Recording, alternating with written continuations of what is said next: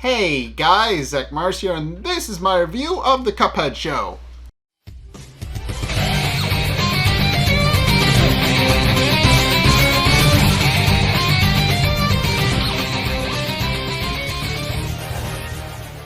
Okay, so in this episode, Mugman'S handle falls off, and basically the entire episode is about Cuphead and Mugman trying to fix it, and it is a very funny little sequence. But in case the episode opens up with the explanation for why Mugman broke his handle, and that's Cuphead and Mugman decide to have a blindfolded pillow fight, while Elder Kettle is out watering the garden, and they're kind of just horsing around, screwing around, and and in the process, it is just and I should mention, it's not because either of them hit each other. It's just because they're just stumbling around and don't realize what's going on, and eventually Mugman just kind of walks into something and breaks his handle off. And of course, Cuphead hears the noise, takes off his blindfold, looks around trying to figure out what's going on, and so does Mugman. And Cuphead figures out almost immediately, but doesn't say something to Mugman right away. He just kind of hides the fact that Mugman's handle fell off, and But Mugman, noticing Cuphead's behavior, decides to go look in the mirror to try and figure out what's wrong. And he does take him a couple of minutes. He inspects himself in the mirror for a couple of minutes before he notices that his handle is broken off. And then he turns around to discover his handle is on the floor, and immediately goes into a panic attack and starts racing around the room, in a panic that his handle broke off. At which point, Cuphead decides to pick up the handle and wonders if Mugman can still feel things with it, and sure enough, he can. Cuphead actually winds up licking it, and also winds up tickling it a little bit, which causes Mugman to kind of giggle a little bit. But then he snatches away from Cuphead and tells him to get serious, and that you need to find a way to actually reattach his handle. And of course, Cuphead actually ultimately has the brilliant idea to tape it back on, which involves him wrapping tape around Mugman's face, and it doesn't look all too comfortable, I'll be perfectly honest. But this doesn't wind up working, and it falls off, which causes Mugman to freak out a little bit again, because he openly admits that he'll never get used to the sight of his handle falling off. But it's at this point where Cuphead actually comes up with a somewhat more permanent solution-ish, where he tries to give it the old spit shine and stick it back on, but that doesn't wind up working either. He tries sticking it with his own spit, and spit is not adhesive.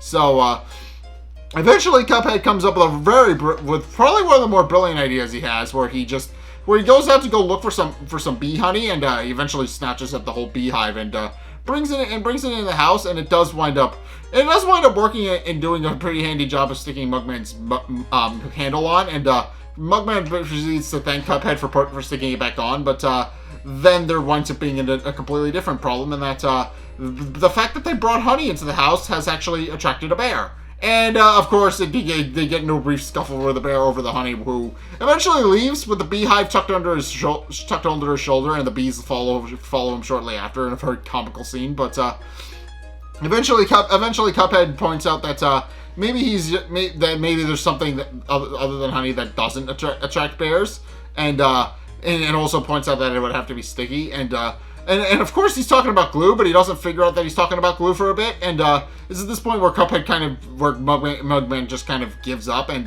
points out that it's probably hopeless. But Cuphead assures him that it's not over until they say it's over. But Mugman just dejectedly remarks that it is indeed over, and proceeds to point out that if without his handle, he's no more than Bull, that he's no longer Mugman. He points out that a mug without a handle is just a bowl, and he doesn't want to be Bowl Boy.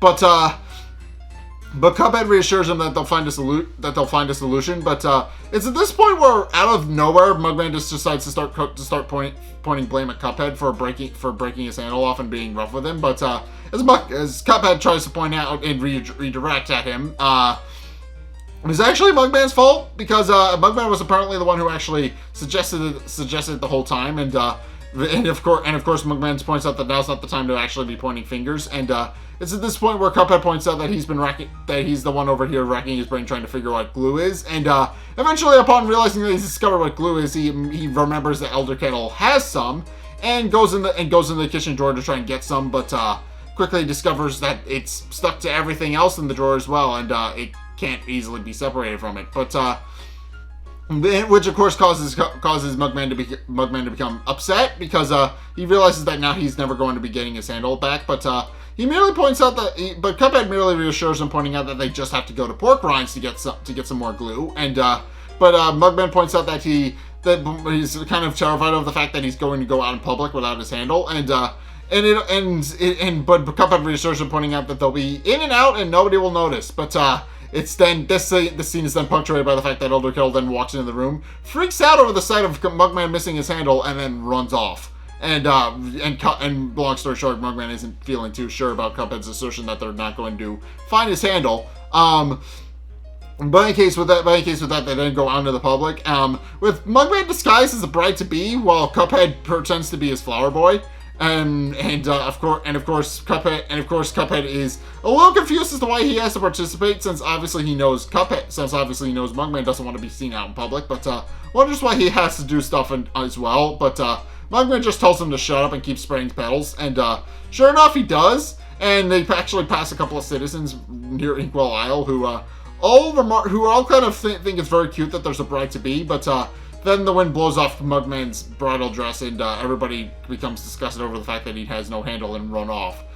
Except ironically enough, a character who is revealed to actually be the in-universe Bowl Boy, who is kind of a minor character, but he points out that it actually looks kind of great on Mugman. But Mugman then just snaps at Bowl Boy, pointing out that his opinion isn't needed, and Bowl Boy just stands there wondering what Mugman's problem is. But eventually, they do wind up at Pork Rinds Emporium. He's currently listening to the game of some sort. He's either betting on something. He either betted on the game or was listening to the game or something. He's doing something with the radio. I'm pretty sure it's a game of some sort. But in any case, he's grumbling to himself about the fact that his team is losing.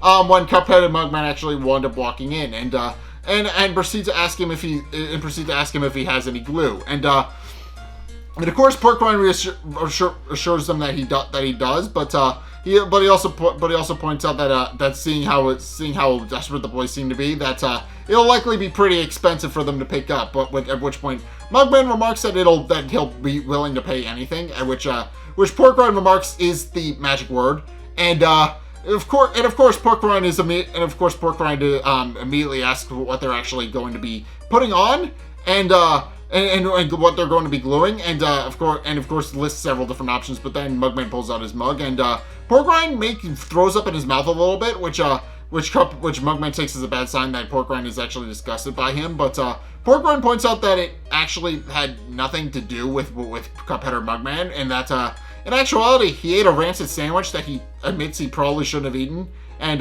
proceeds to point to the trash to show the half-eaten sandwich. But in any case, he after pointing out that it's fun and that he'll be willing to sell them the glue, he proceeds to go into his back room and doesn't come out for several minutes while he goes looking for it. So at which point Cuphead points out that of course now that they know that Pork Rind is going to come back with the glue, that it's no longer a problem and that they'll be more than able to fix it. But then he notes a jar on Pork Rind's counter, and proceeds to wonder if maybe it isn't such a bad thing that Mugman's handle fell off.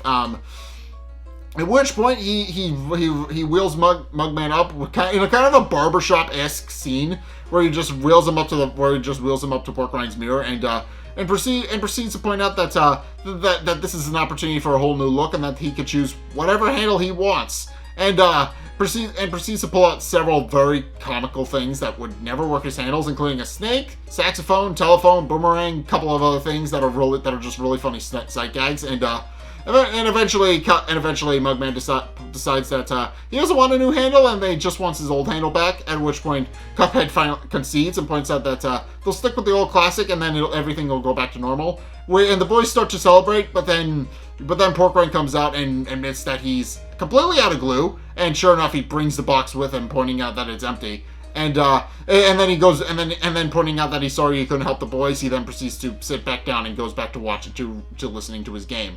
And of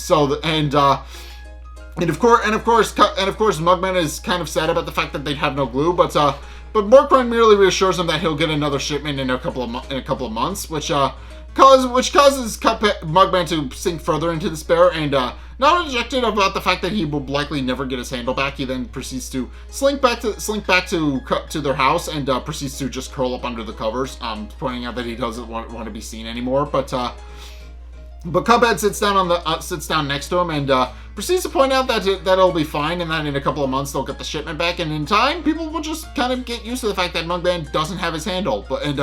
And sure enough, when Mugman pokes his head out from under the blanket again, Cuphead kind of panics a little bit because, as he puts it, he's still getting used to it. So, of course, it's at this point where Elder Kettle actually comes back into the room and asks Cuphead if he could have a moment alone with Mugman for a minute, and also proceeds to pick him up by the handle for a minute, which is a very cute little scene. And of course, Cuphead is more than happy to give Elder Kettle some space so that the two of them can talk. And it's at this point where Mugman actually sits down and apologizes for screaming in abject fear when he saw Mugman didn't have his handle anymore, and proceeds to apologize for that, pointing out that obviously he points out they've been growing up so fast, and he's kind of a little surprised that it took this long for their baby handles to fall off. And of course, both Cuphead and Mugman are completely confused as to what Elder Kettle is talking about. So he then proceeds to explain what baby handles actually are, and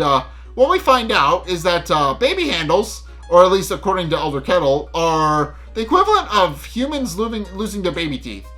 Basically, as he explains it, the baby handle falls off, and then you put it under your pillow, and this is similar to the Tooth Fairy thing, but the Handle Fairy, who is basically just the Tooth Fairy for cops and people with handles, like Elder Kettle, but he snaps. But in any case somebody comes on, but in case the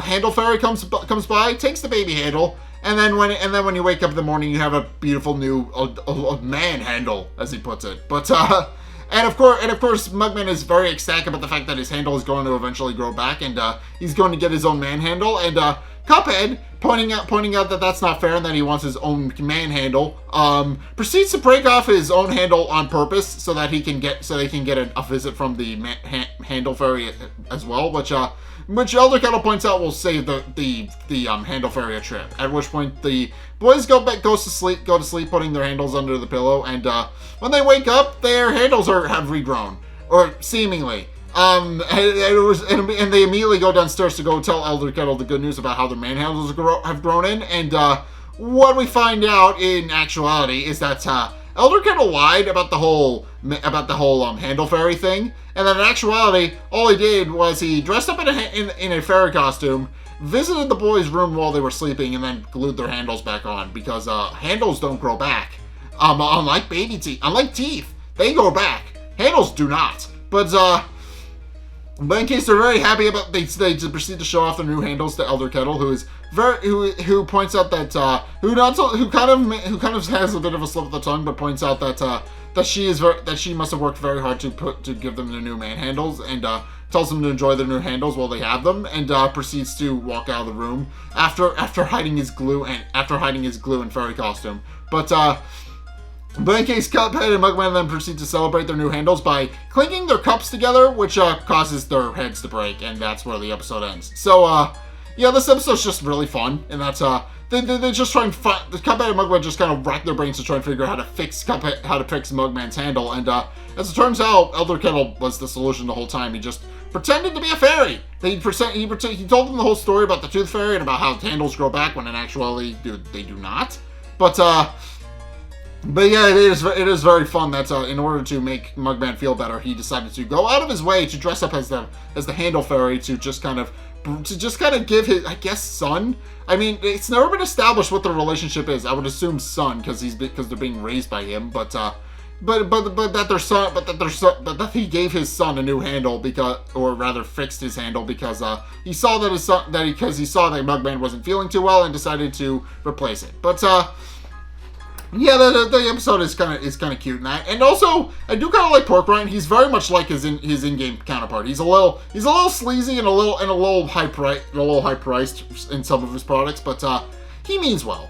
And I do like that. Even though he wasn't in the episode very much, I do like that the episode does introduce him and establishes that he does have hobbies outside of selling Cuphead and Mugman stuff. He just kind of listens to the game, reads newspapers, and yeah, it's not much, but it does kind of flesh him out as a character, and I do kind of like that. But in any case, thank you guys so much for watching today's review. If you guys enjoyed, be sure to like, comment, and subscribe. Also, be sure to follow me on Twitter in the description below.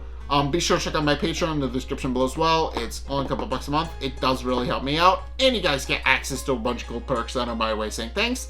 So be sure to check those out. Link is down in the description. And finally, if you want to see more content from me, there's actually 2 ways you can do that. One is by checking out my Twitch. Link is down in the description and also on the end screen. I stream every Sunday at 2:30 Eastern Standard Time. So if you want to check those out, by all means, again, link is down in the description. Please go check those out.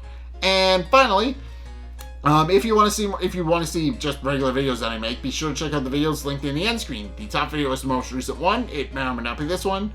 Whereas the bottom video is a video recommended to you based on what you've already seen from me. So if you want to try something new, or see more of what you like, then be sure to check both of those videos out. But in any case, thank you guys so much for watching. Until next time, I will see you guys in the next video. Peace!